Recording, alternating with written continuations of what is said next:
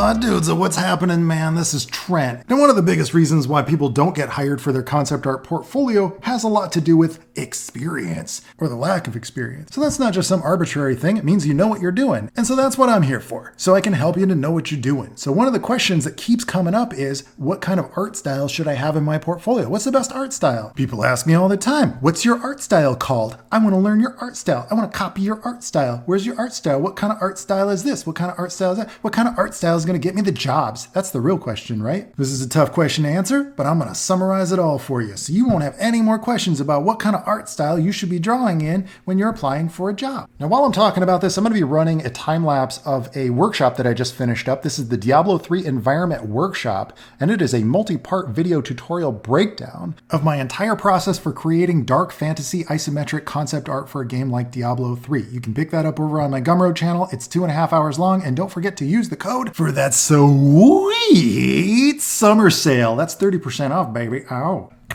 yeah. Oh yeah. Okay, first and foremost, art style is for indies. All right, I know I just lost half of the audience right there. I don't want to hear that.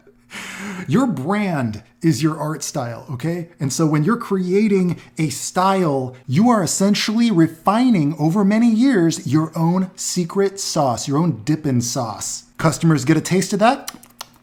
That's good. I think I'm going to come back for more of that secret sauce. How does he make it? I don't know. It's secret. And that means that if you want to work on a video game, such as Diablo 3, for example, then you damn well better be able to paint in the art style of that game that you're applying to. That's right. Your art style in your portfolio should look exactly like the art style of the game you are applying to. That means you got to do research. That means you got to look up the artists who are already working on it, and you have to dissect their process, and you've got to break down how they do it and accomplish that exact same rendering style, the same kind of color philosophy, the same kind of shape language, the same kind of dynamic shots or breakdowns. Because every company runs things differently. Some companies are going to want those really juicy illustrated looking concept pieces, those high level key art concept pieces, right? And other companies are going to be like, nah, dude, we don't want that. We want the breakdowns. We want the actual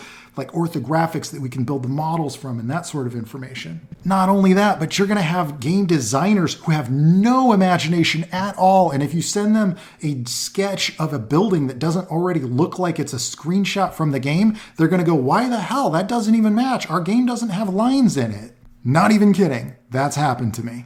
It doesn't matter how freaking awesome your cartoony style drawings are, you cannot get a job on a dark fantasy game if you draw cartoony, bright colors and characters with 3 fingers and anatomy that is not correct. Baby. I spent 5 years trying to unlearn everything that I learned about drawing my own brand in my comics like Creed. They don't even want to think that you're capable of doing that. They want to think you're the master of the art style of the game you're working on, and anything else is propaganda that works against you. So don't even have that stuff in your portfolio. If you send in a portfolio to a game studio that's making a dark fantasy Diablo looking game, do not even hint that you have any cartoony stuff in your portfolio or the capability to do so. They won't want that. If you want to work on a game like Diablo 3 or a dark fantasy game like this, you have to become a master of that style. And just that style. Focus on that for like 6 months to a year. Hell, I'd say probably maybe even longer, depending on how fast you learn. Some people learn that shit like in a week. I mean, that's what I did. No, it took me 5 years. Okay, not 5 years. I worked on the game for 5 years. It took me about maybe, I don't know, it was about like 6 months to get it down. And it was a lot of studying Braum and Frazetta, studying the masters, really. That was our touchstone. The goal was to make the entire game feel like an oil painting. I would say that 95% of the portfolios that we got submitted to us were nowhere near the art style of the game that we were actually making. And then, of course, people go, oh no, Blizzard's just snooty or snobby or whatever. But it wasn't the case. It was really just that there were so few people who were actually working in the art style of the game that we were actually making. Or they were doing really fancy paintings of the barbarian bashing skulls and things. This is not concept art. This is not something that we're actually going to use to make a dungeon or to make a character. No, you never see those dynamic shots in concept art in-house at a game studio like that. If you follow my channel and you've seen my video about concept art versus illustration, you're going to know exactly what I'm talking about here. But it's still going on today. It's still, and the reason it goes on today is because The real concept art stuff doesn't look flashy enough to be on the front page of ArtStation. So a lot of fans don't do that. A lot of people who are trying to break into the industry, they look at ArtStation. They're looking at the wrong thing. That's like looking at a slam dunk contest and trying to dissect how to do slam dunks thinking that you're going to get into the NBA. You know, there's more to playing basketball than just slam dunking. That stuff is for glory hounds, and I should know. I'm one of them. As soon as I left Blizzard, I started doing the more glamorous type of shots. I started doing the more dynamic illustrated stuff. Why? Because I was building my own brand. I was making my own identity, my own product, the kind of thing that people would want from Trent Kaniuga. Like when you look at this painting that I'm working on here, it doesn't say Trent Kaniuga. Not like a Creed painting or a Twilight Monk painting or an Ikeda painting. This is certainly not my style, but it is a style that I can do because I wanted to be employed on the world's best-selling game that year. Every style has nuance. Every style has its own mentality, its own psychology.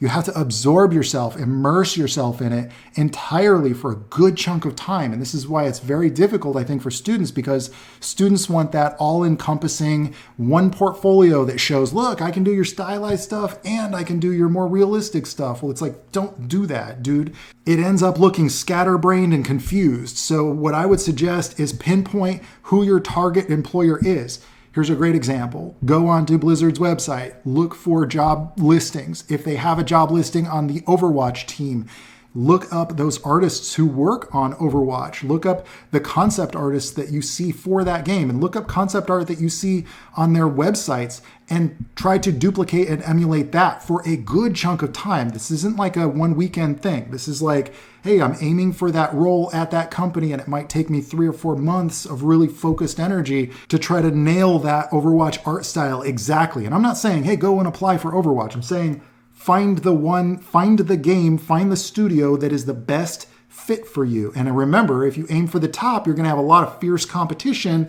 that can paint in that art style. And yes, while you do get to learn on the job and refine while you're there, they want to know that when they hire you, they can plug you right into the team and you're already going to kind of get it. You're already going to kind of be able to just think within the realm of what they already have. You want to show them that you can think creatively within that dark fantasy realm that they're making on Diablo, for example. They do not want to hire somebody that they're going to be fighting with over the style all the time. I heard a story about a guy who worked at a game studio, and he came in and he was so sure that what that studio needed to up their game was to make it, quote, more realistic. So he was doing photorealistic paintings and concept art for this game that was an extremely stylized IP. And so he was just causing a lot of friction, frustration.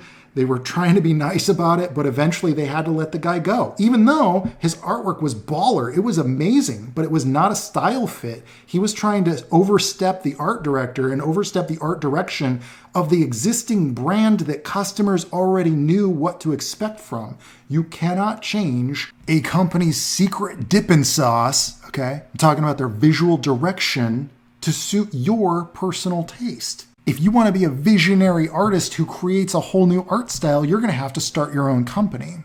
I know that sounds brutal, that sounds hardcore, but it's like, I don't make the rules. And you could get upset at me about it, sure. I mean, people get upset at me for telling them that you're going to have to work hard to be a competitive concept artist, but it's just the facts, man. Employers are going to want to hire people who are already in line with their brand. No one-size-fits-all concept art portfolio is going to be just as good at Naughty Dog as it is at Riot, okay? It's not going to fit. So yeah, that means a totally different portfolio for Diablo than you would use if you were putting into a StarCraft portfolio, for example. So I worked on Diablo 3 about 8 years ago was when I left, and this was a bit of a nostalgia trip for me to go through. I went through a lot of my old concepts. I went through a lot of familiar stuff that was similar in terms of the theme and the direction, the stylistic direction. This was nostalgic for me because it took me back to like what it was like to be in the world of Diablo 3, to revisit Sanctuary, you know, and to try to convey everything that I had learned from those 5 years that I worked on that game. This is not very much at all like how I paint on a lot of my Twilight Monk stuff, although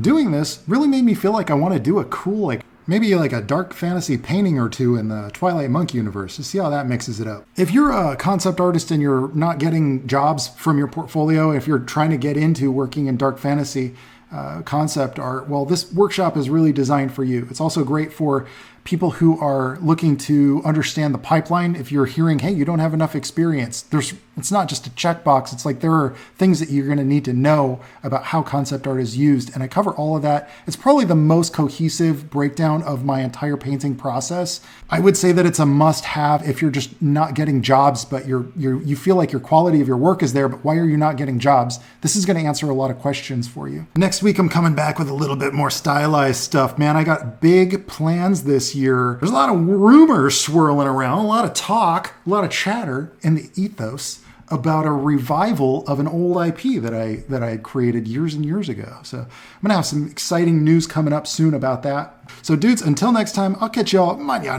Ciao, baby. Oh yeah.